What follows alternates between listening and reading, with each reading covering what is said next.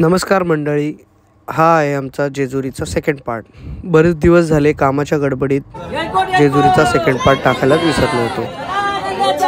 आता तुम्ही पुढे बघू शकता आम्ही गाभाऱ्यात कशा प्रकारे आमच्या कुलदेवतांचा अभिषेक केला.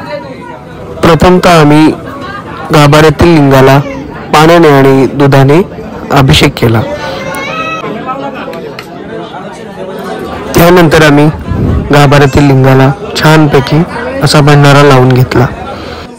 त्यानंतर आमच्या पुजाऱ्यांनी सांगितलं तुमच्या कुलदेवतांना सुद्धा भंडारा लावून देवापुढे नारळ ठेवा. त्यानंतर माझ्या मिसेसने देवापुढे नारळ ठेवला. लगेचच पुजाऱ्यांनी आमच्या सर्वांच्या हातात भंडारा देऊन येलकोट येलकोट जय मल्हार असा जयघोष केला. त्यानंतर आम्ही देवाला नमस्कार करून नतमस्तक होऊन आमच्या मनातील सर्व इच्छा आकांक्षा पूर्ण हो आणि घरातील सर्व लोकांचे आरोग्य निरोगी राहो व दीर्घायुष्य लाभो हीच प्रार्थना केली. अशा प्रकारे आमची पूजा संपन्न झाली.